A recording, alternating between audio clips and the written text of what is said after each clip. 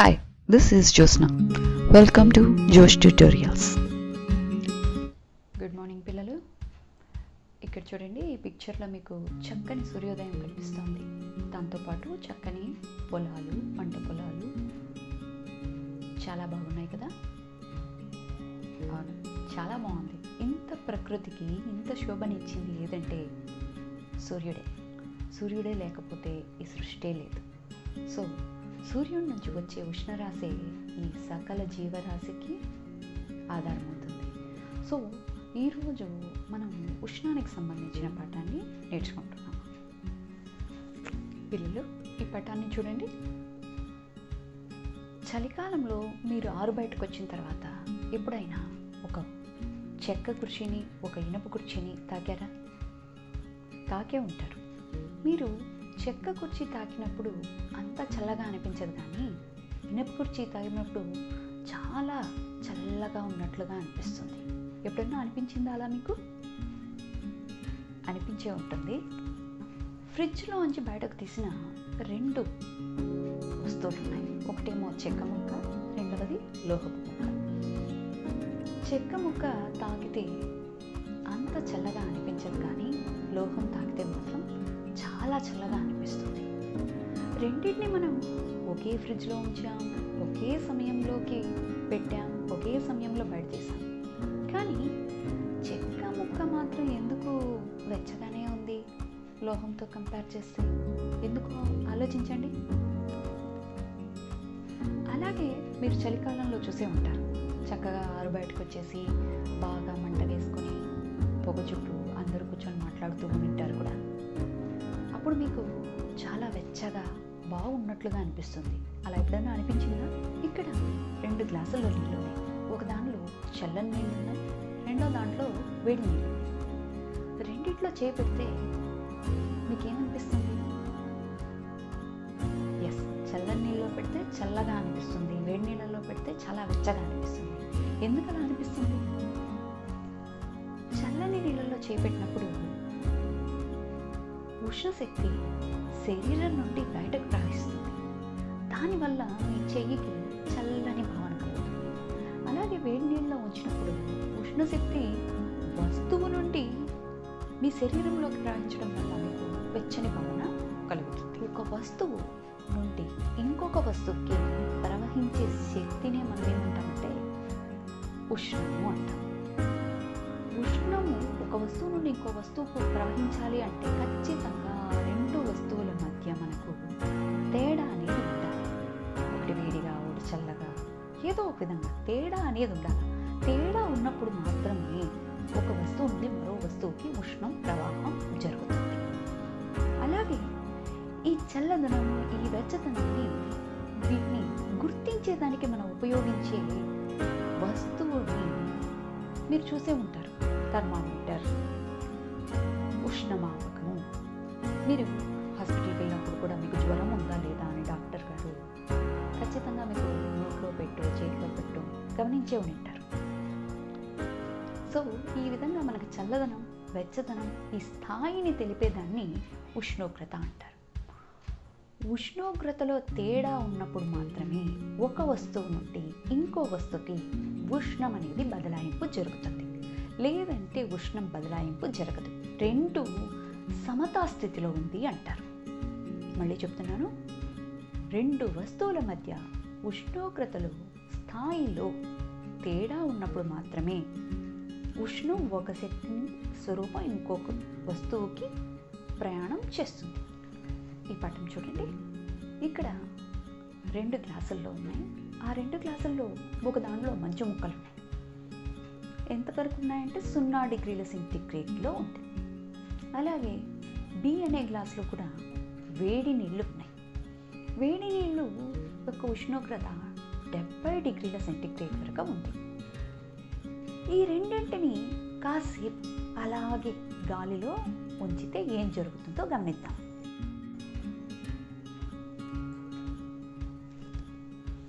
ఇప్పుడు చూడండి, అర్ధగంట తర్వాత మంచు ముక్కలు లేవు, వేడి నీళ్ళేమో చల్లగా అయిపోయి 2 ఉష్ణోగ్రతలు 26 డిగ్రీల సెంటీగ్రేడ్ చూపిస్తుంది.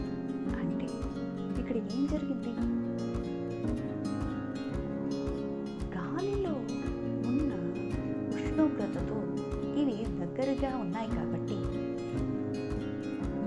ముక్కల్లోంచి గాలిలోంచి ఉన్న ఉష్ణోగ్రతని మంచు ముక్కలు తీసుకుంది.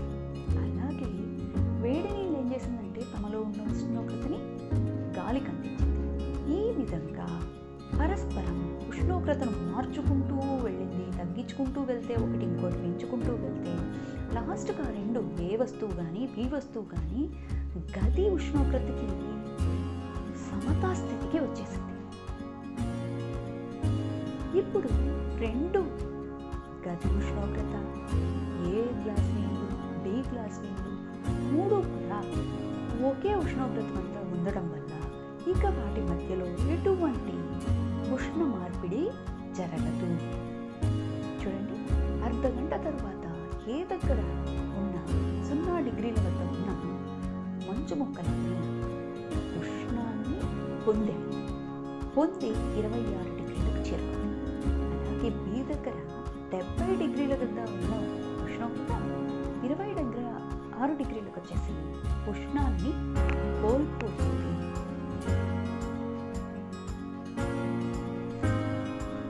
చూడమ్మా, మళ్ళీ అదే చూపిస్తున్నాను. ఏ వచ్చి సి గది ఉష్ణోగ్రతకి వచ్చేసింది. అలాగే బి గ్లాస్ 70 డిగ్రీల వద్ద ఉన్న నీరు కూడా సి గది ఉష్ణోగ్రతకు వచ్చేసింది. ఈ విధంగా ఏ ఉష్ణోగ్రత బి ఉష్ణోగ్రత రెండు సమానం. ఇప్పుడు ఏ బి సి మూడు కూడా ఉష్ణ సమతా స్థితిలో ఉన్నవి అంటాం. ఏమంటాం? ఏ బి సి మూడును ఉష్ణ సమతా స్థితిలో ఉన్నవి. చూసామా, ఇక్కడ ఒక బీకర్ తీసుకున్నాం. ఆ బీకర్లో వేడి నీళ్లు వేసాం. ఈ వేడి నీళ్లు గమనిస్తేను 80 డిగ్రీల వద్ద ఉంది. అలాగే దీనిపైన గది ఉష్ణోగ్రతలో ఉన్నటువంటి 26 డిగ్రీల దగ్గర ఉన్నటువంటి కొబ్బరి నూనెని జాగ్రత్తగా వేడి నీళ్ళలో కలవకుండా చిన్నగా దాని మీద పోసామన్నమాట. పోసి అలాగే ఉంచేసాం. కాసేపు ఒక 10 నిమిషాలు అలాగే ఉంచేసిన తర్వాత ఏం జరుగుతుందో చెప్పండి.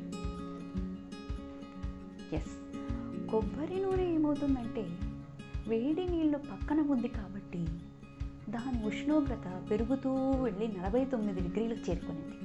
అలాగే వేడి నీళ్ళు ఏమైందంటే తన ఉష్ణోగ్రతని కోల్పోతూ తిరిగి 49 డిగ్రీలకి తగ్గిపోతూ వచ్చింది. ఈ విధంగా అవి రెండు ఉష్ణ సమతా స్థితికి చేరుకున్నాయి.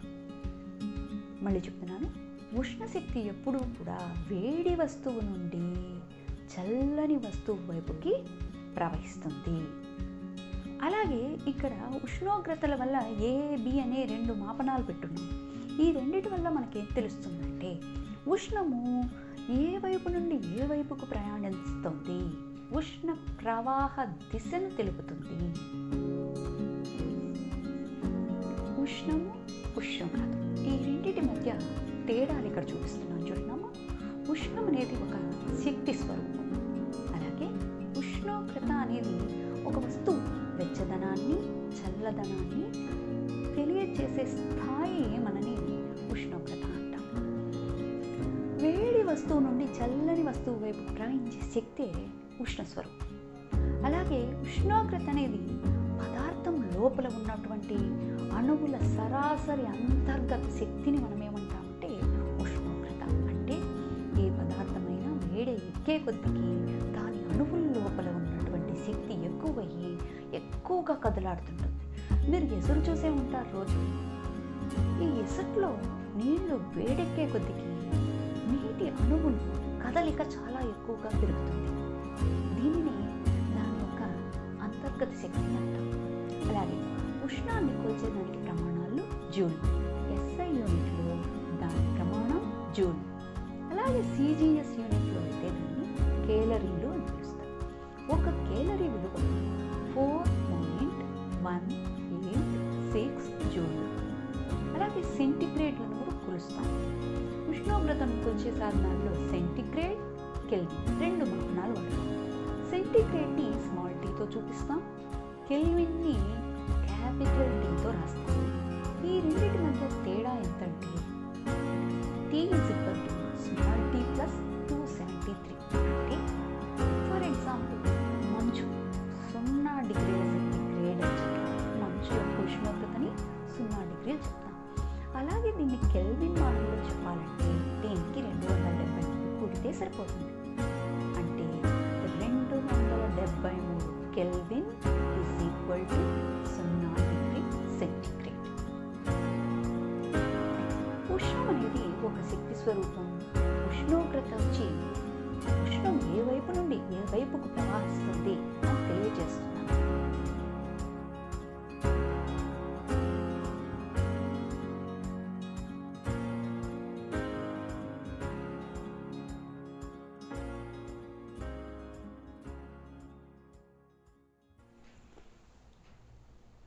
ఇక్కడ చూడము, 2 గ్లాసులు తీసుకున్నాం. అందులో ఒక దానిలో చల్లని నీరు, రెండవ దానిలో వేడి నీరు వేసాం.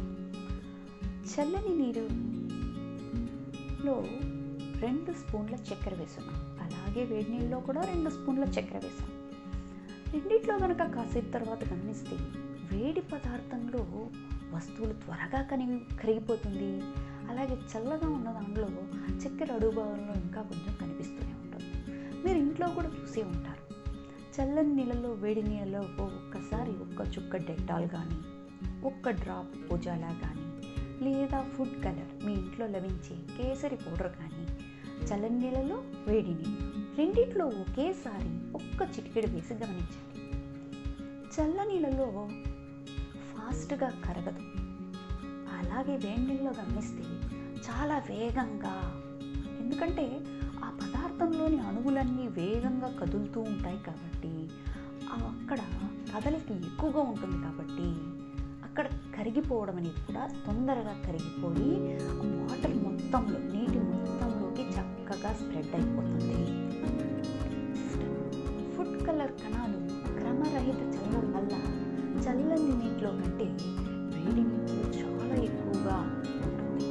కాబట్టి సరాసరి గతిజ శక్తి చల్లని వస్తువుల కంటే వేడి వస్తువుల్లో ఎక్కువగా ఉంటుంది.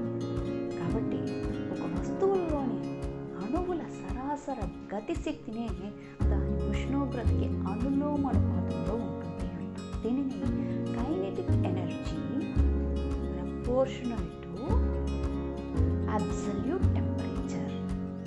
గతి శక్తి పరమ ఉష్ణోగ్రతకి అనులోమ అనుపాతంలో ఉంటుంది. ఏ విధంగా అయితే ఫుడ్ కలర్ వేసామో, వేసిన వెంటనే వేడి నీళ్ళలో చాలా వేగంగా అణువుల కదలిక ఉండింది కాబట్టి వాటికి గతిశక్తి ఎక్కువ. ఎప్పుడైతే గతిశక్తి ఎక్కువగా ఉంటుందో ఖచ్చితంగా అక్కడ ఉష్ణోగ్రత కూడా ఎక్కువగా ఉంది. ఉష్ణోగ్రత పెరిగితే గతిశక్తి పెరుగుతుంది. ఉష్ణోగ్రత తగ్గింది అంటే గతిశక్తి కూడా తగ్గిపోతుంది.